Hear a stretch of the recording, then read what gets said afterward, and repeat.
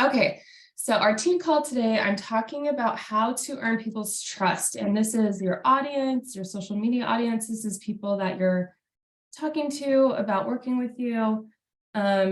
You have to earn their trust before they're going to buy from you or work from you. And the key word there is it has to be earned. It isn't just a given. Even if you're talking to people who know you in person, you have to earn their trust as someone that can help them with their health and fitness goals.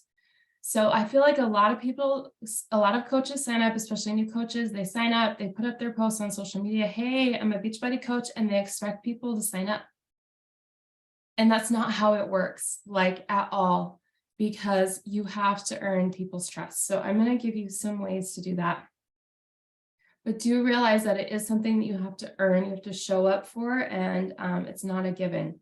So if you've been offended before as a new coach that your mom or your sister or your best friend didn't sign up with you, it's not a given. It's not a given that they want what you're offering, that they want to specifically work with someone they know about their health and fitness journey. Because sometimes the health and fitness journey is so personal. There's trauma wrapped up in it. There's shame wrapped up in it. And they honestly don't want to work with someone they know. Sometimes is the case too. So if that's been you, try not to take it personally. It's not about you. So my first tip is to realize that it has to be earned. And then what can you do to earn it, right? So the number one thing you can do to earn that trust is to show up consistently, indefinitely. Like we're not talking, okay, I'll show up consistently for 4 weeks and then everyone's going to know that I'm serious about this and they're going to sign up. No, you have to show up consistently, indefinitely, because I've been around for 8 years and I can't tell you how many people watched me for 2, 3, 4, 5 years before they signed up with me. But there have been people in all of those timeframes. So if I had showed up for my first 4 months of coaching and then just was hit and miss or took 6 months off and then come back here and there, they probably wouldn't have signed up with me ultimately, right? So get consistent, especially on social media. And I know I feel like some of the newer coaches on the team or coaches who just haven't, hit diamond yet, I don't feel like I see some of you on social enough. And I don't want to tell you to do more. I don't want to have to say post every single day or whatever, because I'm also in a season in my life where I don't want to do more. But if you aren't posting consistently, whatever that looks like for you, if that's Monday, Wednesday, Friday, if that's 4 times a week at least, if that's 3 posts on your feed and your stories every day, like whatever you decide, just decide what you can do and make sure that you're super, super consistent about it. Make sure that you're talking about your workouts and that you help other people with their fitness. I shared with my coaches not too long ago that there are a million people on social media who just post about their workouts for fun. They aren't coaches, personal trainers, or anything else. They don't help people with fitness, but they love fitness. They're into it. And so they share their workouts. So if we're just sharing our workouts, it's so easy for people to confuse us with the other people that are just doing it for, just to post it. And they don't know that we actually help people. So you have to make sure you're talking about that.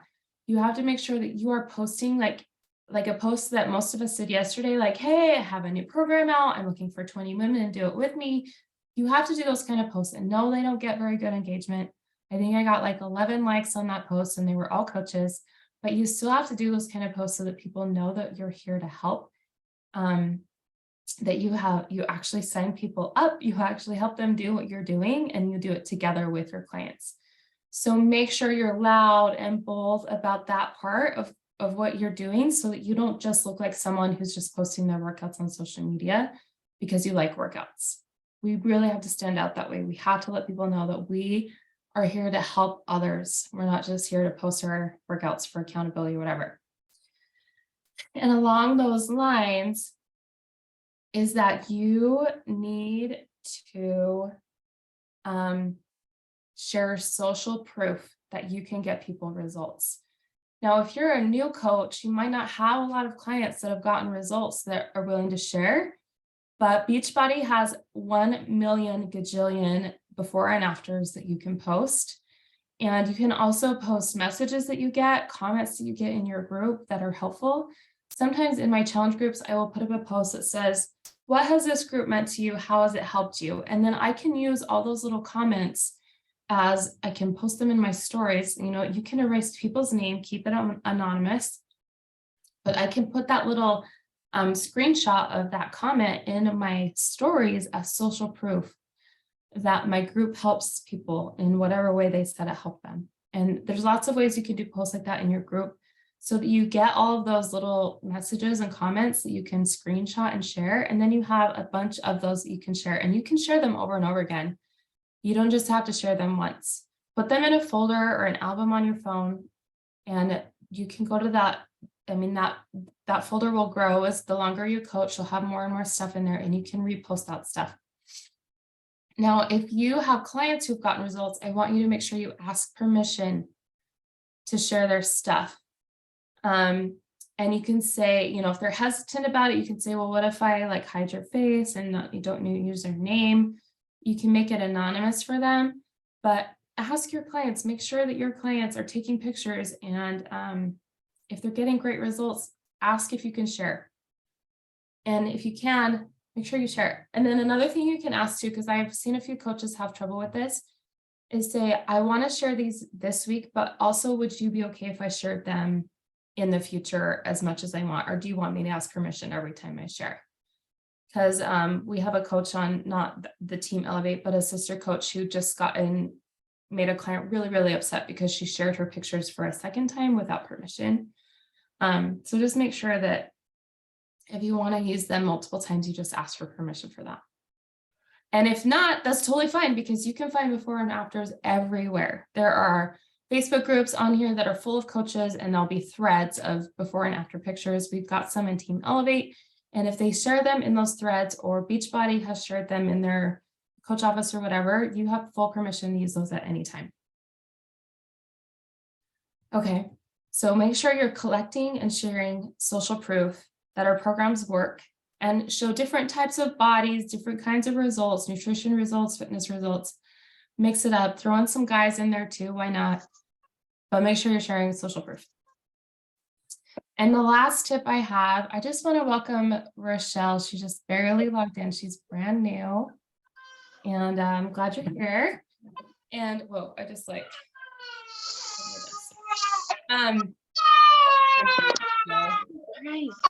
okay. My last tip is make sure that when you're talking to someone, it's about them and it's not about you. It's not about you hitting Success Club. It's not about you getting a sale. It's not about you getting commission. You are all in on helping that person, and you're meeting them where they're at. So people can tell if you're pushing a certain package. So if you're talking, I always lead with the total solution packs, you guys. I always lead with that. So don't feel bad about that.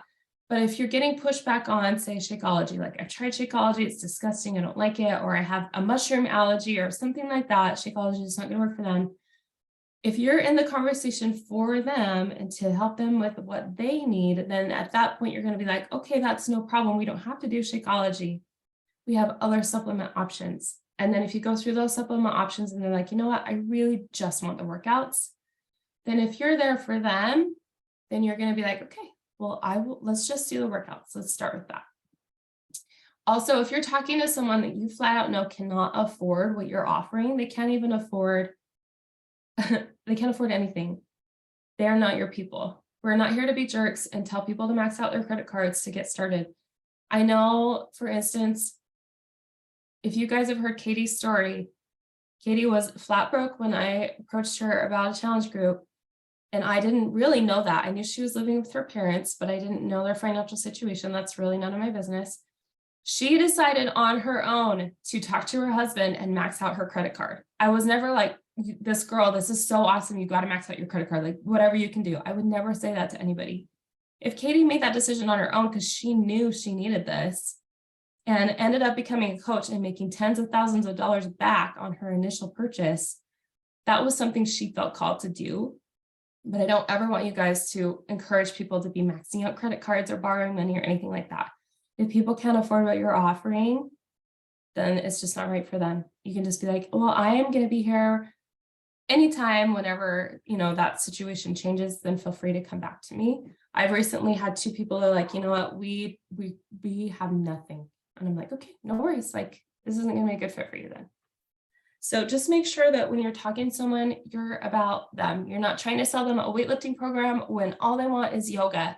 You're not trying to sell them Shakeology when they've tried it before and it's really gross, or, you're trying to sell them a total solution pack that they can't afford. They've got a $50 budget. Find them something that fits into their budget. Just make sure it's like a fine skill. This is something you guys are going to have to practice, but it is a skill to know how to help people overcome their limiting beliefs and their excuses versus not coming off as pushy and with your own agenda. So there's a talent to that, and you're just going to have to practice your conversations. And I know that the veteran coaches on this team, if you screenshot some of your conversations and you're like, I don't know where this went wrong, or I don't know what to say next, your coach, whether it's me or Katie or Erin or anyone who's been here for a little while, would be happy to look at that conversation and give you some advice or some tips or pointers or whatever. I can tell you how many times a coach has come to me with a screenshot saying, like, I don't know what to say next. And I feel like I almost always have an immediate answer. It's really simple. Like, I'm good at that. So if you even want to send them to me, that's fine.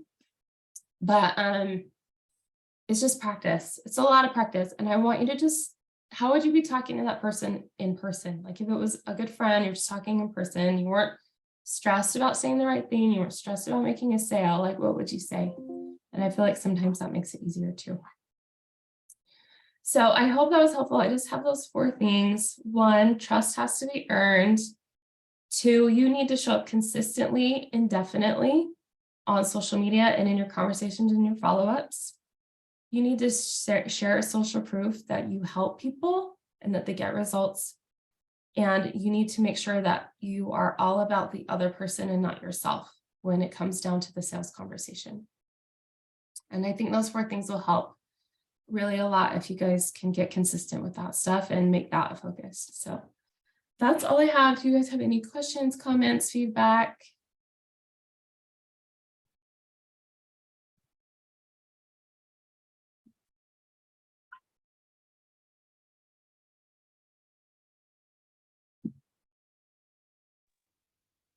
I'll just back up what Brenna said. The consistency and showing up every single day. I just the past 2 weeks, I've had people that I've been talking to for years and years and years. I even have a client that purchased years ago, never used it, canceled everything, which is totally fine. If they're not going to use it, I don't want them to pay for it. And that she just asked me today, she's like, okay, so what are these groups about? I was like, I swear we've had this conversation like 500 times. Anyway, but she's like, you can see the wheels turning, like, okay, maybe now's a better time. It's nothing against you personally when they say no. It's not about you. It's about their situation and where they're at. And so, like, when they are ready, you make sure you're there, because if you keep connecting with them, they're going to come to you first. They just are. But if you're like, oh, they said no, I'm never going to talk to them again, then yeah, they're probably going to find somebody else. So. Yeah, never give up on people. I can't tell you how many people have signed up after years of me just inviting occasionally, following up, commenting on their stuff. And it wasn't like I was targeting them, but they're on their social media, they're in my network. And so I just kept in touch with them. And eventually they're like, okay, I love it when I get a message from someone I haven't been talking to for a while. And they're like, hey, I'm ready to sign up. What's your next group? I love that. It doesn't happen a lot, but it does happen once in a while. And that's because I talked to them at one point and it wasn't right, but I've continued to keep up my social media presence. And then when it was right, they messaged me. So you never know who is going to show up. And one thing that really helps me at the beginning of every month, when you have to, start over with your sales goals and Success Club and whatever, is I talk to God and I'm like, hey, God, I'm so excited to see who's going to show up for me this month, or who I can show up for this month. Like, I'm really curious who I'm going to end up working with. And that gives me a a good feeling, like a playful feeling, a curiosity feeling that makes me want to go out and invite and make a post and see what happens. And then I don't feel like the pressure of like, oh my gosh, I'm at Success Club Zero. I got to hurry and get some people. Like, I don't approach my business that way anymore because I don't want to feel stressed and I don't want to feel pressure and I don't want to pressure other people. But when a beginning month comes up and I'm like, man, I'm really curious who I'm going to get to end up working with this month. That is a different energy that I really like using when, you have to start over on those monthly numbers every month. So hopefully that will help too. Does anyone else have any comments? Hey, I have a question. Okay. Sorry, I was getting ready and have kids all over. So this is a really basic question, but when I'm first talking to someone and they don't really know what Beachbody is,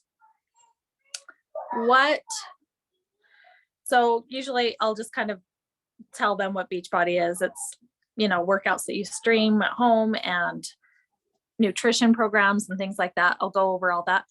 But usually I like to send them a video. That's how I start, is sending them like a video about Beachbody. What video? There's a couple of them, and I'm just, I guess I just don't know if I'm doing the right thing. Like I'll ask what their goals are, I'll do all that. But like, what video do you guys usually send? So it depends on a second. For me, the first video I send is usually a workout program video. So Okay. like, it depends on my invite. So right now I'm specifically inviting to Sure Thing. And so my invite looks like, hey, I'm doing this brand new program for January. Do you want to check it out? If they say yes, then I send the Sure Thing video. However, if it was just a generic Hold on, invite, buddy. if it was just like, hey, do you have any fitness goals this year? I'm taking new clients. Would you be interested in chatting over some options? Then that's when I start asking questions like you were saying, okay, well, what kind of workouts do you like? What have you been working out? What have you been doing recently? What level are you? Beginner, intermediate, whatever? Do you like weights? Like I'll ask a bunch of questions like that. And then usually I can say, okay, I think I have a program or two that I think would be a good fit. I'm going to send you videos about that. So whether it's 21 Day Fix or whatever, I send them a specific program. So I don't send them a video that talks all about all of Beachbody or the whole total solution pack. I know there are videos like that, but I start with the workout program. So that's where I go. And then once we've settled on a workout program, I'll be like, okay, let's plan on doing these workouts for your first program. Let's talk about nutrition. And then I do the same thing with nutrition. What's your nutrition like? What works for you? What doesn't? Sometimes I'll send them the quiz that helps them know whether they need Portion Fixer or 2B Mindset. And then I'll send them the video for whichever one worked, the quiz said that they should need. And then I move on to Shakeology. So I have this whole process, right? I start with workouts, I go to the nutrition program, then I talk about the supplements. And then once they're clear on all of that, they don't have any more questions, then I send them pricing. So that's kind of my process. I actually have a training on YouTube, on my YouTube channel. Goes all over that. If you guys want to check it out, it's like an hour training. That's also something we can go over in a team call in the future. So I don't know if any of you guys do it differently, like Erin, or if you guys do it differently, but that's where I always start with a workout program.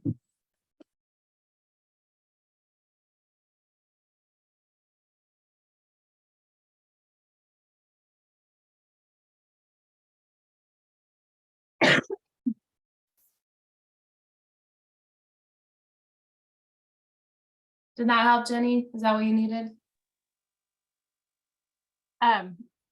Yeah. I do the same. I do the same as Brenna, but I don't even mention Beachbody, honestly. Like, I'm not like, hey, I'm a Beachbody coach. Like, I don't do any of that. I'm just like, hey, we're having this health and fitness accountability group. Are you interested? That's like my first basic invite.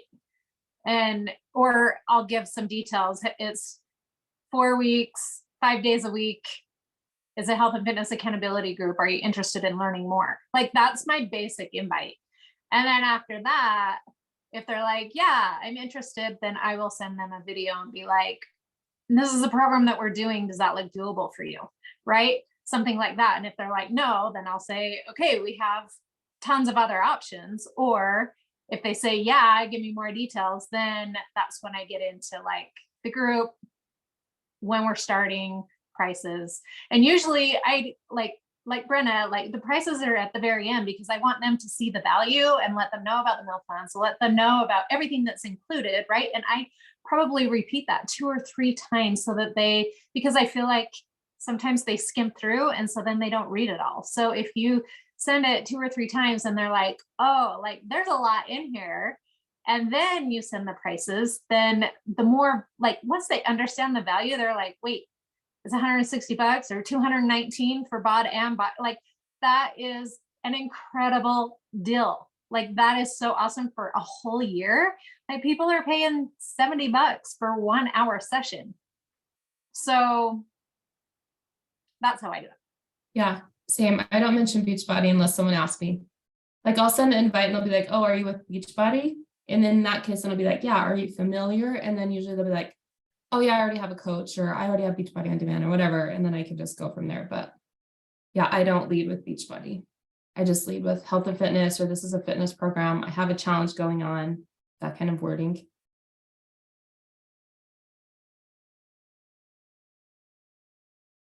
Okay, do you guys have anything else? Any other questions or comments?